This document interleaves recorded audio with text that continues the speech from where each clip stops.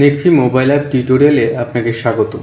আজকে আমরা দেখব কিভাবে নেটফি গ্রাহক অ্যাপ ব্যবহার করতে হয়। চলুন শুরু করি। প্রথমে আমরা নেটফি গ্রাহক অ্যাপটি ওপেন করব। এবার এখানে মোবাইল নাম্বার এবং পাসওয়ার্ড দিয়ে লগ ইন করব। একজন গ্রাহকের মোবাইল নাম্বার এবং পাসওয়ার্ড হচ্ছে নেটফি আইএসপি বিলিং সফটওয়্যারে ব্যবহারকৃত মোবাইল নাম্বার। এরপরে লগ ইন করতে হবে। এখানে আমরা দেখতে পাচ্ছি একজন গ্রাহকের ড্যাশবোর্ড। মাঝখানে তার ইন্টারনেট প্রোভাইডারের নাম লেখা থাকবে, ওপরে লেখা থাকবে ড্যাশবোর্ড এবং ঠিক তার নিচে নিজের নাম। ডান পাশে 3 ডট অ্যাকশন বাটনে ক্লিক করলে আপনি এখানে দেখতে পারবেন সাপোর্ট টিকিট অ্যাড করার জন্য জায়গা এবং লগ আউট।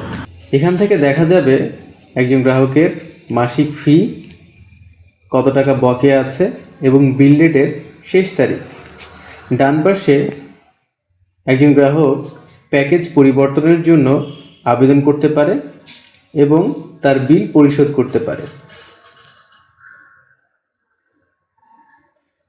যা সরাসরি আইএসপি ওনারের কাছে পৌঁছে যাবে।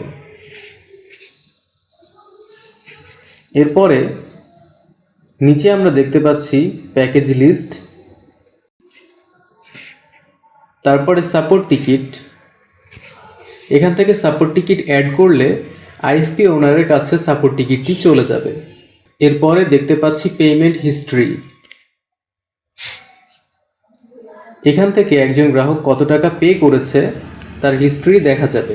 এরপরে দেখা যাচ্ছে প্রোফাইল। এখান থেকে একজন গ্রাহক তার প্রোফাইল চেক করতে পারবে এবং পাসওয়ার্ড পরিবর্তন করতে পারবে। তার নিচে আছে আপলোড এবং ডাউনলোড স্পিড। আমরা একদম নিচের বারে দেখতে পাচ্ছি, একদম বাম সাইডে আছে প্রোফাইল, মাঝখানে আছে ড্যাশবোর্ড এবং ডান পাশে আছে পেমেন্ট। এভাবেই আমরা নেটফি গ্রাহক অ্যাপ ব্যবহার করতে পারি। ধন্যবাদ আমাদের সঙ্গে থাকার জন্য।